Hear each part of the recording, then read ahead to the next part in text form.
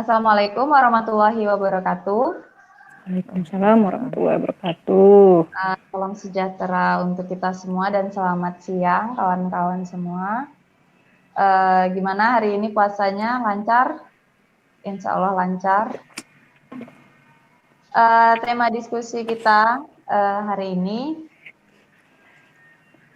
memperingati 27 tahun terbunuhnya salah satu pejuang buruh yang kita juga sebut pahlawan kelas pekerja, yaitu kawan kita Marsinah, yang sudah 27 tahun terbunuh karena benar. Lagi-lagi kekejaman aparat pada saat itu menghilangkan salah satu nyawa yang sangat berarti bagi perjuangan kelas pekerja, khususnya buruh perempuan. Seperti yang kita tahu bahwa Marsina adalah salah satu buruh di Jawa Timur, tepatnya di kota Porong Sidoarjo, yaitu buruh Altoji yang memperjuangkan beberapa tuntutan hak normatif bagi buruh sesuai dengan anjuran pemerintah saat itu, namun ya akhirnya dipukul balik sampai akhirnya dibunuh dan ditemukan jenazahnya pada tanggal 8 pagi di tahun 1993, hari ini tepatnya 8 Mei. Narasumber kita ada Mbak Sukina dari DPP KSN bidang pengembangan perempuan. Terus ada juga narsum kedua, Mbak Ida, Ketua Serikat Buruh Karya Utama PT Harimau Indah, Ya, PC Tangerang ya, Kabupaten Tangerang. betul.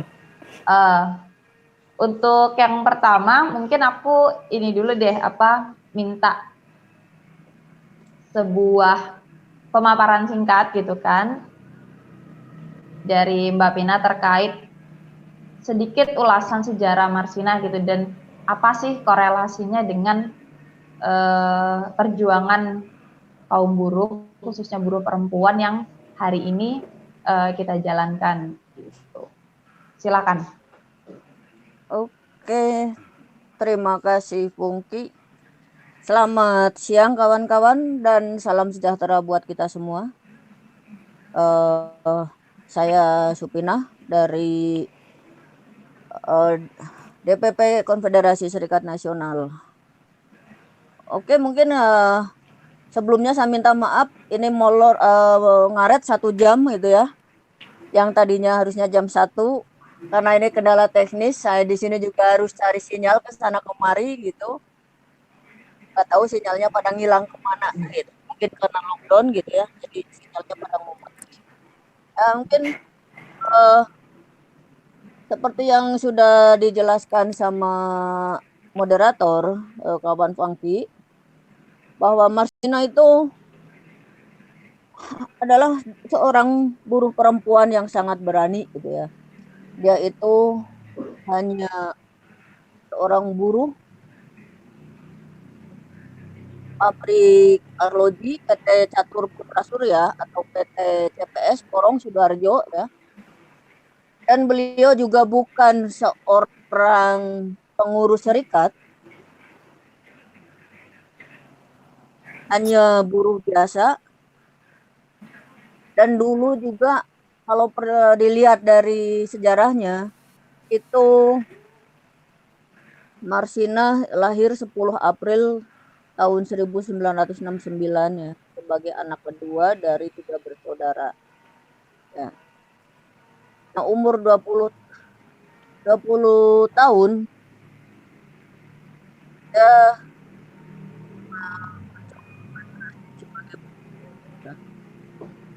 4 tahun kemudian semangat dan keberaniannya mengantarkan Marsinah ke barisan perjuangan yang paling depan. Kenapa Marsinah mogok? Kenapa Marsinah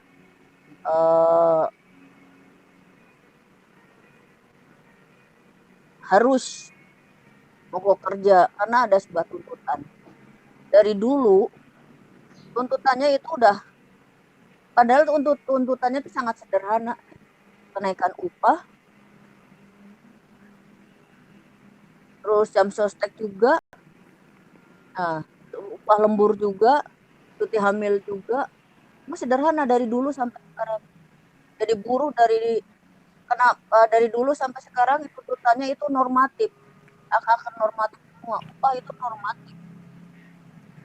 Dan sampai sekarang pun tuntutan tentang upah masih tetap dijalankan gitu. Nah, tahun 1993 itu mulai tanggal 3 sama tanggal 4 itu mulai ada pemogokan ya. Dan Marsinah sama teman-temannya walaupun tidak seperti saat sekarang aksi-aksinya gitu itu membuat gerah perusahaan dan juga pihak militer ya. Jadi pihak militer itu sejak dulu itu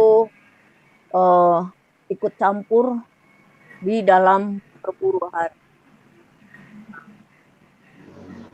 Akhirnya tanggal 4 Mei itu ada perundingan yakni perwakilan buruh, perusahaan dan Depnaker ya berhasil menyepakati 11 kesepakatan yang dituangkan dalam SPB ya, surat persetujuan bersama.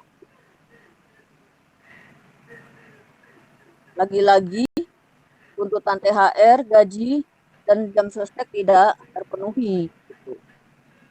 Sama halnya tuntutan naikkan uang transport dan uang makan buruh itu.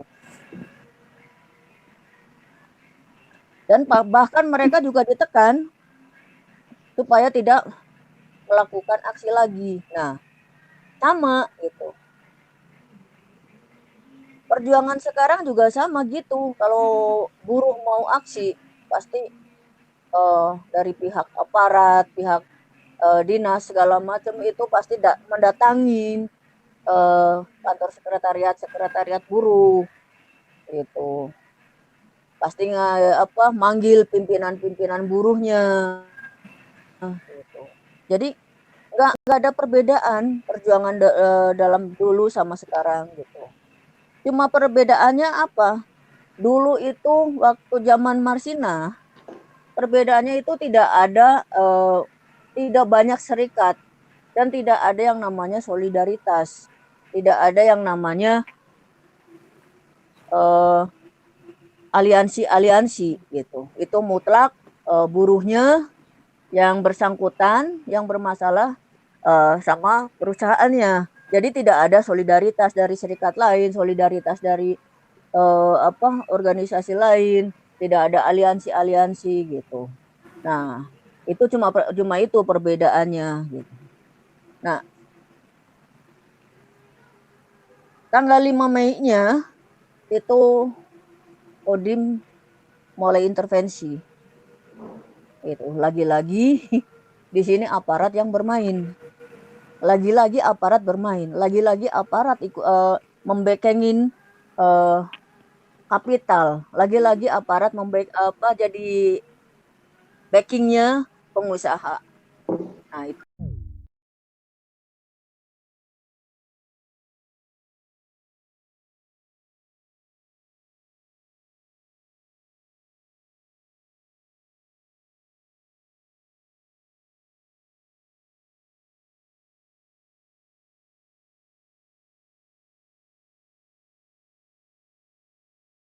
Nah, ini surat pengunduran diri.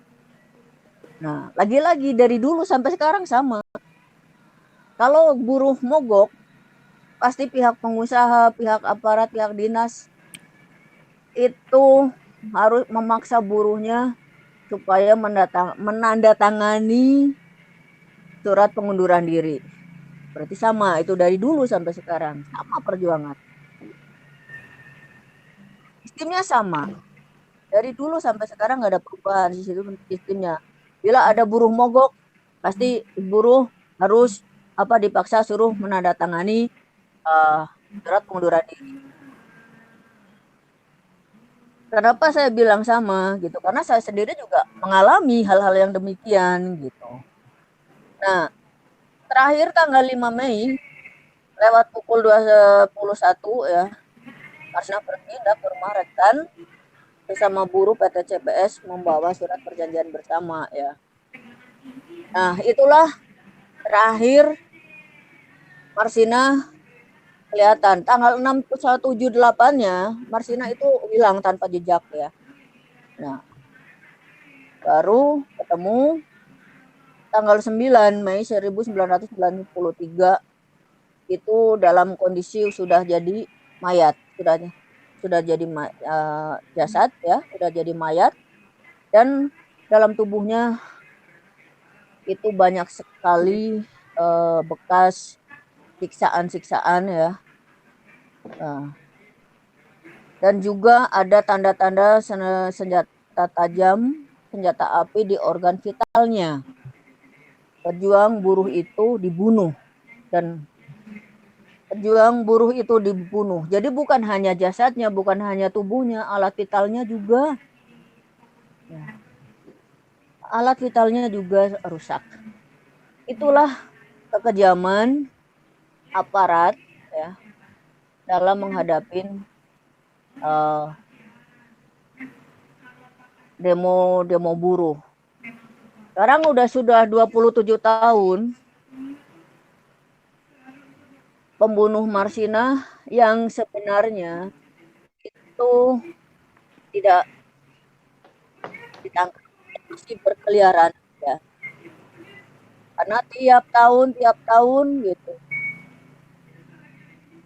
pihak aparat, pihak pengusaha itu selalu menciptakan tersangka. Jadi tersangka yang ditangkap itu bukan tersangka yang sesungguhnya, itu hanya sandiwara ya. Tahun 95 juga ada sandiwara lagi. Nah,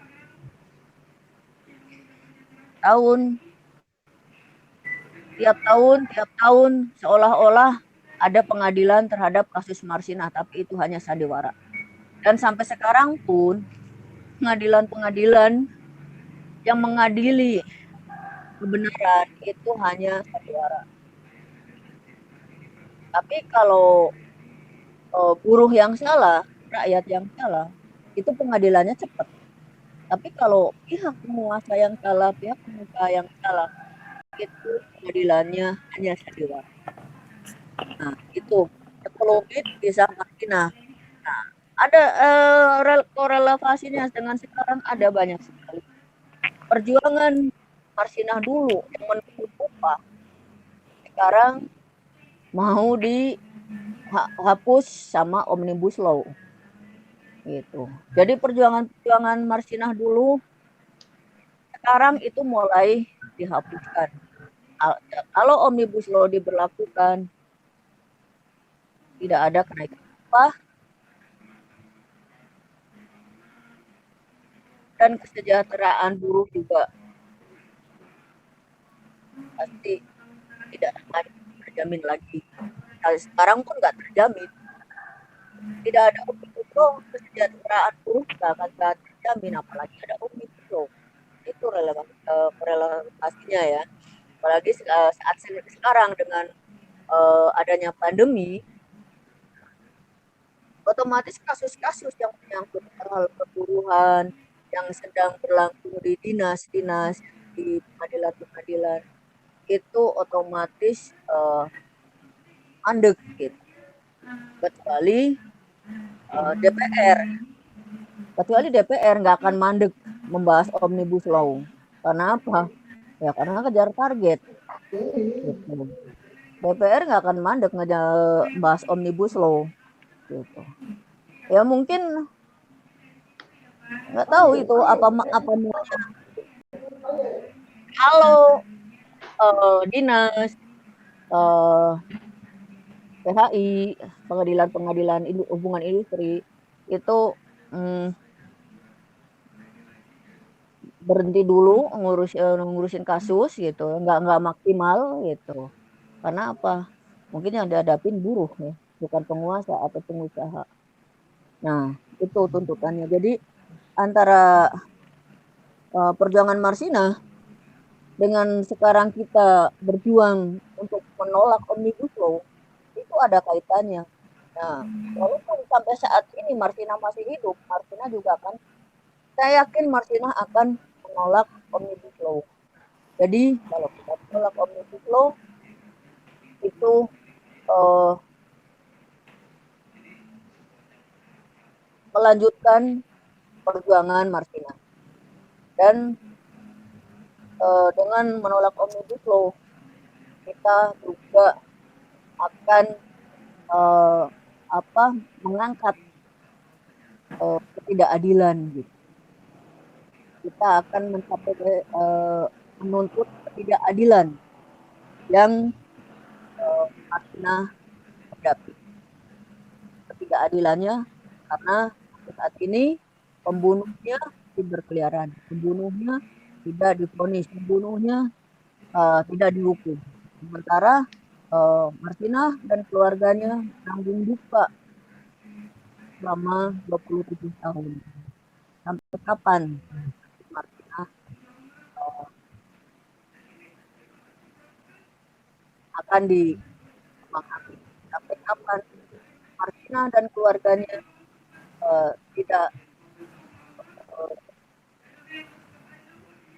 meraih keadilan, tidak mengenyam keadilan. Ya mungkin itu paparan dari saya. Nanti seterusnya mungkin ada kawan Ida yang dia lebih rasakan bagaimana perjuangannya. Ya, kita kembalikan ke profesor. Terima kasih kawan Pungki. Oke, terima kasih Mbak Vina. Seperti yang kita tahu pada 27 tahun yang lalu itu ada beberapa tuntutan dari Marsina, antara lain soal kenaikan upah pokok dari buruh sesuai kebutuhan buruh. Ada juga pembayaran untuk tunjangan cuti haid, hamil dan melahirkan, penambahan uang makan, lalu adanya tuntutan untuk melarang intervensi, intimidasi, dan juga campur tangan perusahaan terhadap karyawan yang melakukan protes dan juga mengkritisi kebijakan perusahaan. Di situ juga mereka menolak adanya PHK dan juga mutasi karyawan yang melakukan protes ataupun aksi dalam menuntut hak-haknya, dan juga ada pembayaran THR mungkin yang ini juga saat ini sedang kita banyak perbincangkan terkait adanya surat edaran menteri tentang pembayaran THR yang terkesan sangat fleksibel bagi pengusaha, namun sangat menyengsarakan untuk buruh itu sendiri, di mana ada beberapa kemudahan-kemudahan pembayaran dari THR itu sendiri untuk pengusaha, tapi tidak untuk buruh. Kita sebagai buruh menerima upah ketika bekerja, dan di tengah pandemi seperti ini kita dirumahkan, namun haknya tidak dibayar, lalu dari mana kita akan memenuhi kebutuhan hidup kita seperti itu toh, apabila THR-nya juga nanti akan dicicil oleh pengusaha dengan alasan pandemi. Karena pandemi ini tidak hanya berdampak pada kaum buruh, tidak hanya berdampak pada kelas pekerja, tidak hanya berdampak pada mahasiswa dan juga siswa, pengusaha dan juga pemerintah tentunya. Tidak pandang bulu pandemi ini menyerang dan berdampak pada kita semua, baik masyarakat biasa, pejabat maupun orang-orang di luar sana. Selanjutnya aku mau minta Mbak Ida selaku Ketua SBKU PT Harimau Indah, Federasi Serikat Buruh Karya Utama, untuk memaparkan cerita keadaan dan juga situasi terkini yang ada di pabrik khususnya di Indonesia, tentang sistem kerja, tentang jam kerja, tentang tunjangan, dan juga tentang hal-hal yang menjadi hak dari pekerja. Apakah hari ini kita masih sama keadaannya, sulit mendapatkan hak-hak yang harus kita dapatkan, ataukah sudah ada kemajuan dari perjuangan kita selama 20 tahun sejak terbunuhnya Marsina di 8 Mei 1993. Kepada Mbak Ida, aku persilahkan. Oke, terima kasih buat Mbak Pungki. Selamat siang kawan-kawan. Perkenalkan, nama saya Ida Royani, Ketua SPK UPT Harimau Indah yang berada di Kabupaten Tangerang. Oke, untuk saat ini kejadian sebenarnya hampir serupa mungkin dengan dulu. Tuntutan-tuntutan para buruh itu tentang UMK, tentang jam kerja, lembur, cuti-cuti, itu masih banyak di perusahaan-perusahaan yang belum ada gitu kan. Selama ini yang masih dituntut oleh buruh seperti itu. Khususnya di perusahaan yang sedang kami alami saat ini, bahwa banyaknya permasalahan yang sedang ada di perusahaan yang kami tangani saat ini itu cukup membandel pihak perusahaan, bahwa kami pihak serikat tuh menuntut karena upah yang hampir 1 tahun ini ditunggakan oleh pihak perusahaan, dan itu menjadi tuntutan utama bagi kami. Bahkan sudah terjadinya aksi-aksi agar pihak perusahaan geram terhadap kami, tapi pihak perusahaan mungkin membandel, dan tunggakan yang saat ini belum dibayarkan oleh pihak perusahaan itu sekitar kurang lebih 7 juta per orang. Nah, Ada bahkan berapa orang, Mbak? ada 381 orang itu yang menuntut hak-haknya agar tunggakan itu segera dibayarkan oleh pihak perusahaan. Itu tuntutan yang utama dari awal. Bahkan BPJS Kesehatan dan BPJS Jaminan Hari Tua pun itu tidak dibayarkan oleh pihak perusahaan. Itu tuntutan-tuntutan yang selama ini masih kami perjuangkan.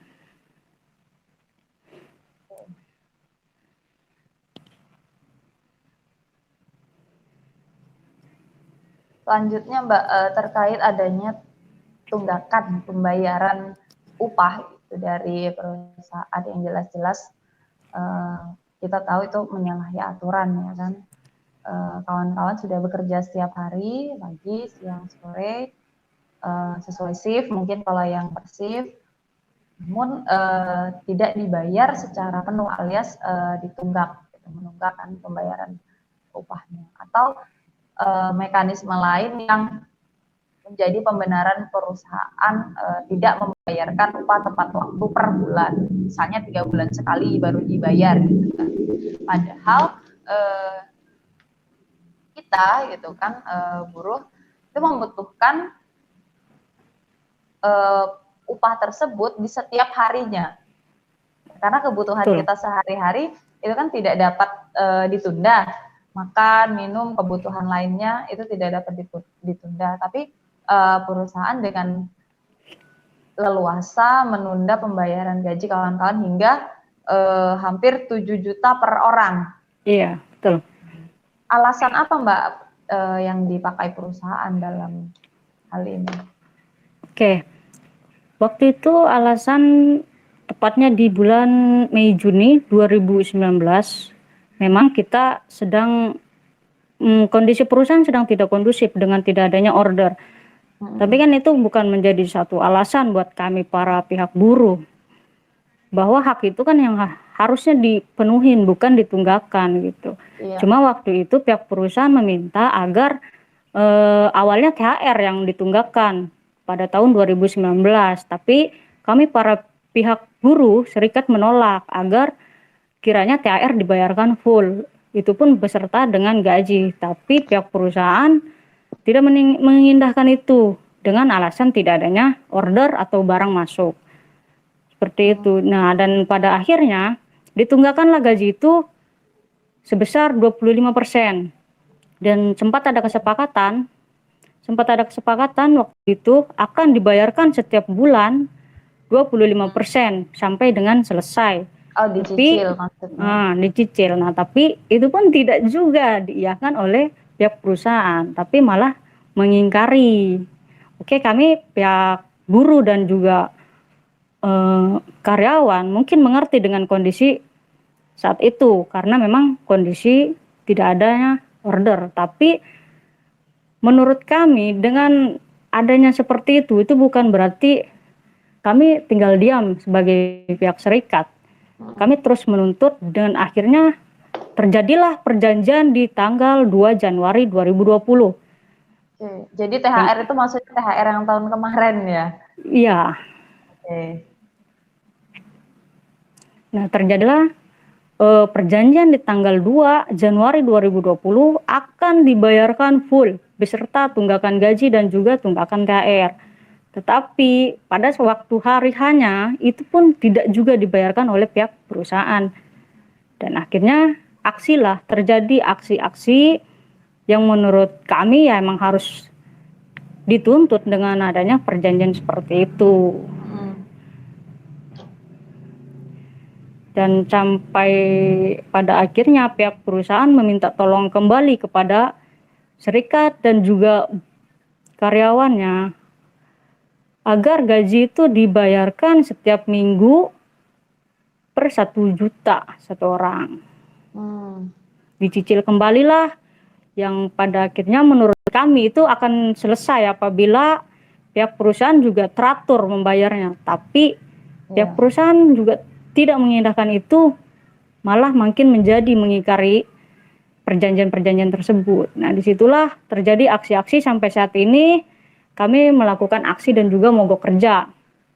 Sampai dikeluarkannya surat, dianggapnya kami mengundurkan diri sampai saat ini. Jadi ada surat keterangan menyatakan bahwa kawan-kawan yang protes gitu kan, yang menuntut soal pembayaran upah menunggak itu mengundurkan diri dari perusahaan itu. Iya. Oke. Terus kan berarti kasusnya sampai hari ini masih berlanjut ya Mbak? Masih. Kasusnya kan masih berlanjut. Bagaimana kawan-kawan menghadapi kelanjutan dari kasus ini di tengah wabah virus corona? Pastinya perusahaan akan punya banyak alasan lagi gitu tentang tidak membayar jasa kawan-kawan yang sudah bekerja gitu. Gimana? Iya, betul. Dengan adanya permasalahan yang saat ini mungkin Indonesia juga alamin, ya khususnya kami yang dirumahkan, memang banyak banget alasan-alasan perusahaan. Yang pertama, ya dengan adanya virus ini, dengan bicaranya tidak bisa ekspor seperti itu. Dan bahkan pelaporan-pelaporan pun sempat tertunda atau terkendala dengan adanya virus seperti ini gitu kan. Nah, untuk kami sih ya untuk saat ini apapun dan dimanapun dalam bentuk perjuangan apapun pasti bakal terus kami hadapin, karena mau seperti apapun itu hak kami emang dan harus dibayarkan kepada pihak buruh seluruhnya gitu. Dan untuk saat ini sih masih ada beberapa pekerja di perusahaan tersebut dan masih juga seperti yang dulu diiming-imingkan perjanjian-perjanjian yang tidak masuk akal. Bahkan untuk saat ini pun yang harusnya kemarin tanggal 2 gajian, mereka ada yang bercerita sama saya pun ditunda kembali, tidak dibayarkan kembali oleh pihak perusahaan. Jadi meski sekarang lagi pandemi gitu kan, kawan-kawan tetap melanjutkan perjuangan untuk menuntut perusahaan membayarkan tunggakan upah yang dijanjikan seperti itu ya kawan-kawan. Berarti dari tahun kemarin ya itu ya? Iya. Oke, sementara segitu dulu. Mbak Pina udah join lagi? Halo? Oh ya, halo? Halo? Halo? Suara aku kedengar? Oke, kedenger, siap. Oke, nah jadi ternyata sampai hari ini pun seperti yang tadi di awal Mbak Pina udah ceritakan bahwa perjuangan kawan-kawan buruh, kawan-kawan kelas pekerja itu sebenarnya masih pada tahapan memperjuangkan hak-hak normatif di tingkat pabrik seperti itu ya. Berdasarkan pemaparan Mbak Ida juga masih banyak hari ini di pabrik-pabrik yang melakukan penangguhan upah. Upahnya dibayar 3 bulan sekali. Bahkan ini tunggakannya sampai dengan nilai 7 juta rupiah per orang. Dikali ratusan orang seperti itu. Nah, dengan adanya kejadian dan juga peristiwa yang masih berlangsung di pabrik-pabrik di Indonesia khususnya, aku rasa rata-rata lah mayoritas seperti itu apabila tidak tersentuh oleh kawan-kawan yang berserikat gitu kan, tidak ada pengingat dari kawan-kawan yang berserikat ke perusahaan terkait kewajiban-kewajiban mereka terhadap buruh. Adanya rancangan undang-undang Omnibus Law khususnya di klaster tenaga kerja ya, karena kita lagi ngomongin soal perburuhan, itu bagaimana menurut Mbak Pina?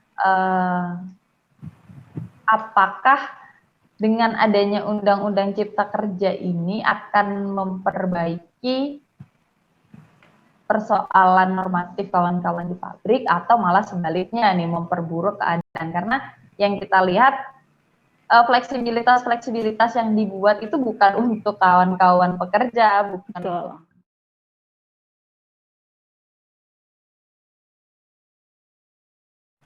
Oke. Silakan Mbak Pina. Oke. RUU Cipta Kerja Omnibus Law ya, yang klaster ketenaga kerjaan itu bukan hanya klaster ketenaga kerjaan ya, bukan hanya klaster ketenaga kerjaan saja yang merugikan buruh.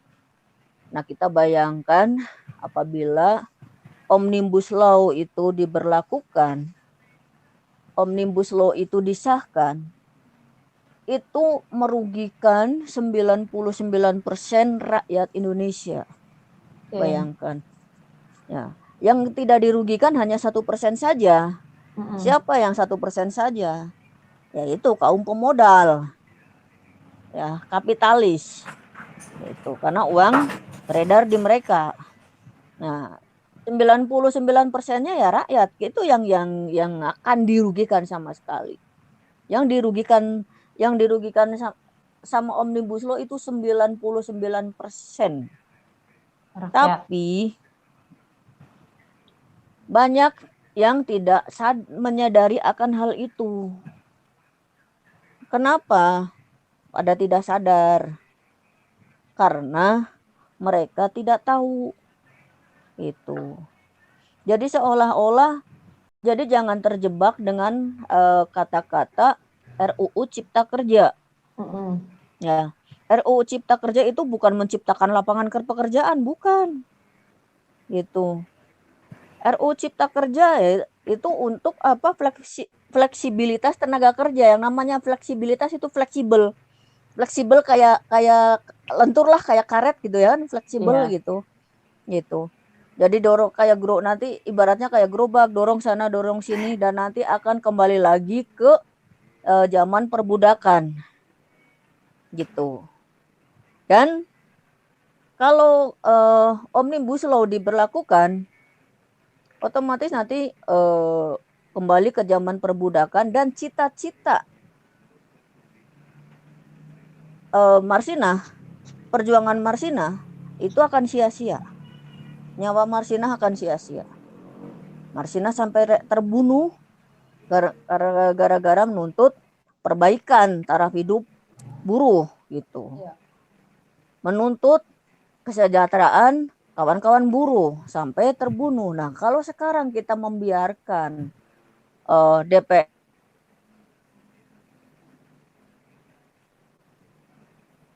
Halo? Aduh, koneksinya terputus, Mbak Pina. Ya. Halo? Oke. Tadi terkait Omnibus Law bahwa akan menyengsarakan 99% rakyat Indonesia dan hanya menguntungkan 1% rakyat Indonesia. 1% ini golongan siapa ya kan? Kita bisa lihat pasti bukan golongan pekerja, petani, nelayan maupun kaum miskin kota. Tapi 1%-nya adalah golongan pemilik modal dan juga penguasa. Begitu kira-kira. Nah, Mbak Ida, aku balik lagi ke Mbak Ida nih sambil nunggu Mbak Pina kembali jaringan. Upaya kawan-kawan hari ini, melihat bahwasanya sebelum ada Omnibus Law saja, kawan-kawan sudah menerima bahasanya kezoliman ya, bahasa sehari-hari kita itu kezoliman dari perusahaan dengan adanya penangguhan upah selama berbulan-bulan. Lalu dengan adanya Omnibus Law ini gimana kawan-kawan di SBKUHMI sendiri menyikapinya? Apakah kawan-kawan lebih bersemangat gitu kan untuk terus berjuang gitu kan, atau seperti apa? Apa ada kawan-kawan yang mungkin kan kadang kita wah udah kita kemarin nggak ada Omnibus Law aja berat banget gitu perjuangannya. Sekarang dengan adanya Omnibus Law ditambah pandemi ini. Karena yang aku lihat DPR dan juga pemerintah sampai hari ini nggak menghentikan pembahasan RUU Omnibus Law gitu kan di semua klaster baik tenaga kerja gitu kan, dan banyak protes-protes mengalir untuk menggagalkan Omnibus Law ini karena memang benar-benar rancangan undang-undang yang tidak akan menguntungkan rakyat sama sekali, bahkan menyengsarakan rakyat sampai akhir hayat. Oke. Sebenarnya sangat luar biasa ya kalau menurut kami para buruh dan juga para serikat gitu kan. Belum adanya Omnibus Law aja itu di perusahaan PT Harimau itu sudah ada sebenarnya, apalagi dengan adanya nanti Omnibus Law itu harus seperti apa, hitungan jamnya harus seperti apa lagi gitu kan. Seperti itu sudah jelas-jelas gitu pihak perusahaan juga. Dengan belum adanya Omnibus Law ini selalu menangguhkan upah, menunggakkan upah gitu, yang harusnya UMK malah tidak UMK kan, seperti itu. Jadi kan kalau misalkan Omnibus Law ini sampai disahkan oleh pemerintah, sangat luar biasa mungkin perjuangan para buruh untuk kedepannya. Mungkin hak-haknya bisa hilang juga. Gitu. Luar biasa sih kalau menurut kami kalau misalkan itu sampai disahkan oleh pemerintah. Itu berdampak ke semua buruh bahkan masyarakat gitu. Untuk kawan-kawan sendiri nih setelah adanya rancangan undang-undang Omnibus Law dan juga sekarang ditambah adanya pandemi, kalau kawan-kawan di Tangerang sendiri nih, secara umum keadaannya seperti apa? Apakah sudah ada kawan-kawan kita di Tangerang yang terdampak atau seperti apa? Dirumahkan seperti itu? Kalau untuk yang terdampak mungkin ada lah, cuman kita juga untuk yang dirumahkan mungkin banyak juga yang dirumahkan tanpa dibayar haknya kan. Hanya dirumahkan, bahkan ada juga PHK sepihak gitu tanpa adanya perhitungan dari.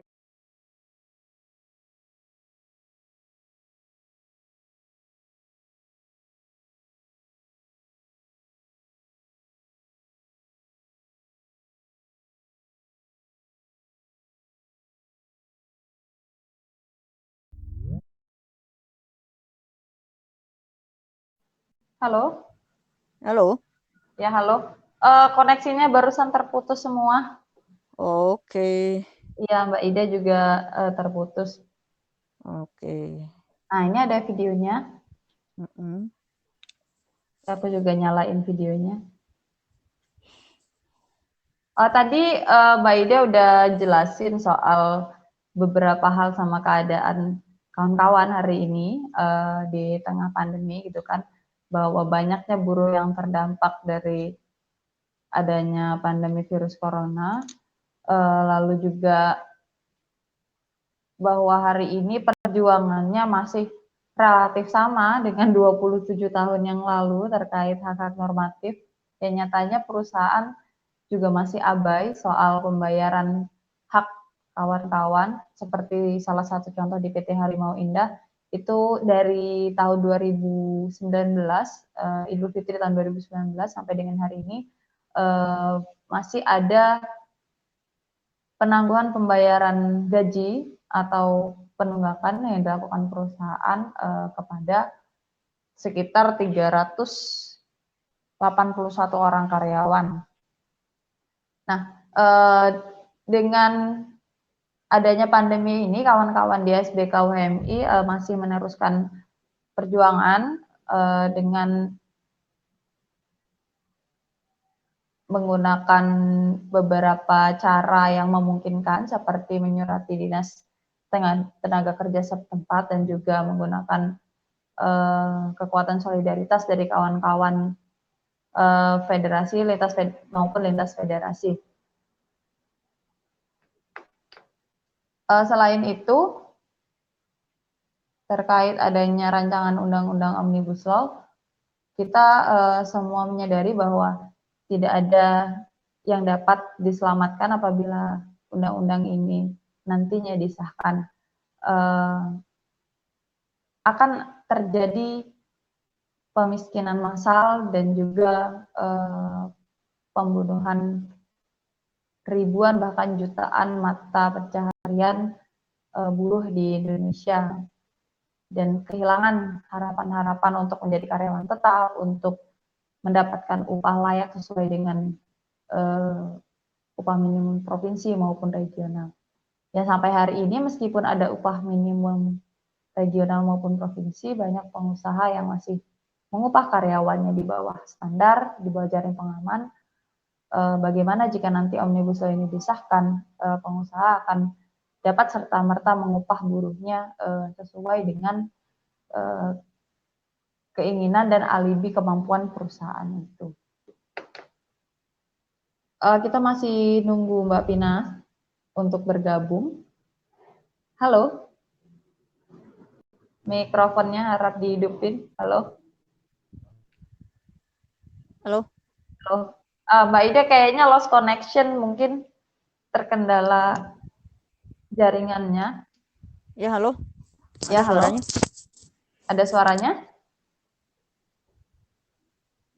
Halo. Halo? Halo?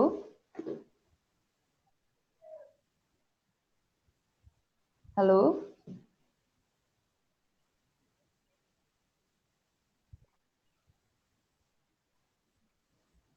Halo?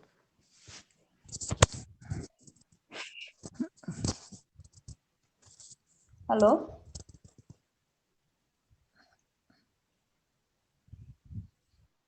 Ya, halo. Iya. Iya, ada. Ya, siap. Ada. Bagus. Ya, halo. Iya, halo. Halo. Halo. Oke. Halo, tes. Tes. Cek, tes. Tes. Halo, tes. Tes. Ada. Belum. Oke. Oke. Udah terdengar suaraku? Oke, ayo. Ini Mbak Ida kayaknya kehilangan koneksi. Kehilangan koneksinya. Kita lanjut aja ya mungkin. Iya, boleh. Tadi udah ada beberapa penjelasan dari Mbak Ida terkait kondisi kawan-kawan yang hari ini khususnya di PT Harimau Indah yang ternyata tidak jauh berbeda dengan 27 tahun yang lalu yang dialami Marsina dan juga kawan-kawannya dalam perjuangan menuntut hak dari perusahaan. Masih tentang hak normatif, upah, bahkan kawan-kawan di HMI itu upahnya dibayar secara menyicil 25% per bulannya sejak beberapa bulan yang lalu di 2019, dan sampai hari ini tunggakan upah satu orangnya sampai di angka 7 juta rupiah dari 381 orang.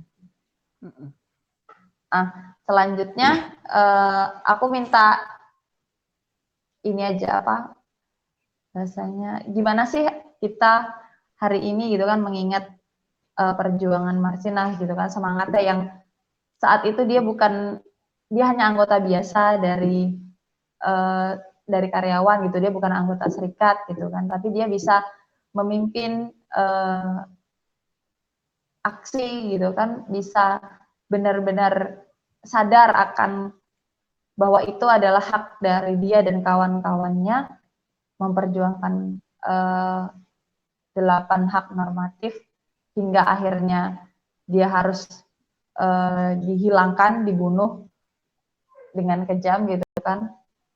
Gimana sih cara menurut Mbak Pinah cara kita hari ini gitu kan untuk tetap menyalakan api perjuangan seperti Marsinah yang saat itu notabene sendirian ya. Sekarang kita kan sudah banyak kawan-kawan kita di gerakan buruh gitu kan, kawan-kawan lintas federasi dan juga lintas serikat yang sebenarnya mempermudah dan juga memberikan kita energi baru dalam perjuangan ini, khususnya hari ini kita melawan Omnibus Law dan juga bersama-sama bertahan di tengah pandemi, karena ancaman krisis kesehatan, krisis pangan, dan juga krisis ekonomi ini kan berjalannya beriringan, bisa saja terjadi bersamaan gitu kan. Di tengah ketidakpastian penanganan juga dari pemerintah pusat yang kita tidak bisa andalkan hari ini untuk menjamin adanya kebutuhan dan juga penyediaan pangan, layanan kesehatan bagi seluruh rakyat di Indonesia. Gimana Mbak? Ya, sebenarnya itu suatu kata yang sederhana gitu ya. Hanya kesadaran ya. Kesadaran kita akan kehidupan kita sendiri. Ya, bahwa kita itu buruh itu yang sangat berharga. Ya, buruh itu punya skill, punya kemampuan.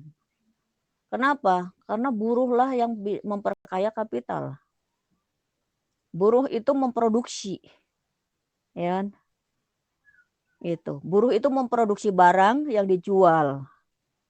Nah, berarti buruh itu punya skill kan, punya kemampuan kan. Nah, ini kita harus kesadarannya kita harus tumbuh di situ. Kok keringat saya, kehidupan saya, ya, waktu saya habis ya untuk memperkaya pengusaha, untuk memperkaya kapital. Tapi yang kita terima tidak bisa memenuhi kebutuhan hidup sehari-hari. Gitu. Berarti di situ faktor kesadaran. Kesadaran kita sebagai manusia bahwa kita manusia itu sangat berharga.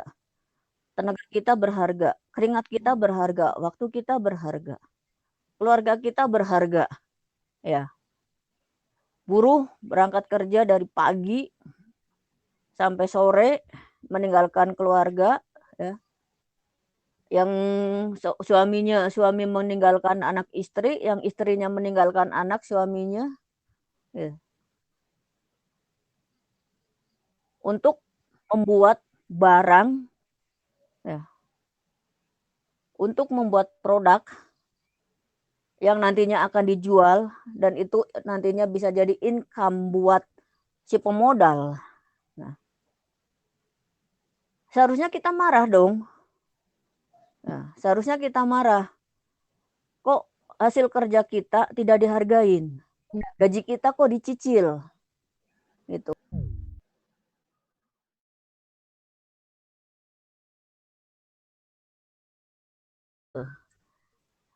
Kalau Mbak Ida bisa diundang lagi, kita ini buat pernyataan sikapnya. Ya boleh, gitu. Karena yang ya intinya itu ya, kasih ini intinya bahwa perjuangan kita sekarang di saat menghadapi pandemi, di saat menolak omnibus law yang sekaligus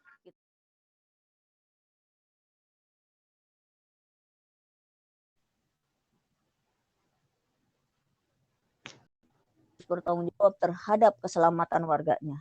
Negara harus bertanggung jawab terhadap pendidikan rakyatnya. Apalagi di saat pandemi sekarang gitu. Imbas dari pandemi itu semua masyarakat kena. Gitu. Yang dirumahkan harus di rumah tapi tidak nggak ada penghasilan gitu kan. Nah, buruh yang dirumahkan gitu. Nah, sekarang yang lucu lagi surat edaran menteri yang THR harus dicicil. Gaji dicicil, THR dicicil. Ya mungkin bisa-bisa kalau boleh saya bicara seolah-olah kayak tukang kredit aja gitu ya, saling mencicil gitu. Dan sementara buruh membuat produk, membuat barang dan mengeluarkan jasanya itu nggak dicicil. Iya. Ya, nggak ada Tiap cicilan. hari. Iya, tiap hari nggak ada cicilan dan kita juga makan, keluarga makan tiap hari nggak bisa dicicil gitu. Sekarang makan, besok enggak gitu, nggak bisa gitu. Tapi pemerintah dengan seenaknya mengizinkan pengusaha untuk mencicil hak kita gitu. Seolah-olah merampas kehidupan kita gitu. Ya. Gitu. Nah, makanya di Hari Marsinah kita harus benar-benar ngasih penyadaran terhadap buruh, dan di sini khususnya buruh perempuan itu harus mencontoh keberanian Marsinah. Gitu. Toh Marsinah tanpa serikat, Marsinah bukan pengurus serikat, ya bisa ngerahkan. Ya. Gitu. Apalagi kita yang berserikat. Kita harus lebih berani lagi gitu, menyuarakan gitu. Nah, otomatis kalau kita anggota serikat, kita berani menyuarakan, pimpinan serikat kita ikut dukung gitu. Gitu. Toh Marsinah juga bukan pengurus serikat, berani gitu. Apalagi kalau kita ibaratnya pengurus serikat, itu harus lebih berani. Gitu. Nah, itu. Nah, dan kaum buruh perempuan itu kenapa harus berani, kenapa harus bisa memimpin? Karena buruh perempuan itu, ini tadi belum disinggung, itu berperan ganda ya. Selain sebagai buruh, dia juga sebagai ibu rumah tangga, ngurus anak, gitu kan. Harus harus masak segala macam di rumah, sementara di kerjaan kita juga harus berhadapan sama manajemen di kerjaan gitu. Nah, itu mari kita berserikat. Ya. Kita berserikat dan kita juga harus berani menyuarakan kebenaran. Jangan ragu-ragu untuk menyuarakan kebenaran. Dan jangan ragu-ragu untuk berkata tidak untuk hal-hal, harus bilang berkata tidak. Jangan merasa sungkan, sungkan sama ketuanya gitu. Padahal itu salah, itu jangan gitu. Berani berkata tidak itu adalah prinsip dari sebuah perjuangan. Nah, itu. Ya mungkin itu, mumpung ini sinyalnya masih bagus, nanti takut hilang lagi. Iya, Ida Oke, Mbak Fungki. Iya, terima kasih Mbak Pina. Nih Mbak Ida juga udah kembali bersama kita. Sudah kembali ke dalam room diskusi di 27 tahun Marsinah. Nah, untuk di akhir aku rasa udah cukup gitu kan pembahasan dari beberapa hal yang tadi udah disampaikan, baik dari Mbak Ida secara praktis hari ini keadaan di pabrik dan juga di serikat ya bukan pintu masuk pertama gitu kan dari perjuangan kawan-kawan, gerbang perjuangan kawan-kawan di pabrik, dan juga dari Mbak Vina tentang beberapa hal yang dapat kita teladani terkait perjuangan Martina yang sampai hari ini juga masih relevan kita gunakan untuk bersama-sama berjuang, apalagi ditambah hari ini kita udah banyak kawan-kawan yang seperjuangan di lintas serikat maupun lintas federasi dan juga lintas konfederasi. Kita sudah semakin ramai kawan-kawan yang sadar di bawah sistem kapitalisme ini tidak ada satu manusia pun yang akan hidup dengan aman, dan kita saat ini juga ada di bawah ancaman. Terakhir Mbak Ida, mungkin ada yang ingin disampaikan sebelum saya tutup diskusinya? Apa nih? Ya, kayak intinya tetap berjuang walaupun dengan keadaan seperti ini, karena perjuangan itu nggak kenal batasan sampai kapan. Kita mau sampai kapanpun harus benar-benar berjuang, apalagi untuk mensejahterakan buruh dan keluarganya. Itu tujuan yang utama berserikat, apalagi untuk mensejahterakan para buruh dari pihak-pihak perusahaan yang nakal seperti sekarang ini gitu. Jadi seperti aja, tetap semangat dan jangan lupa terus berjuang. Pernyataan sikap. Ya, boleh kalau misalnya ada pernyataan sikap yang mau dibacakan. Kalau videonya dihidupin, ini nggak? Bisa nggak?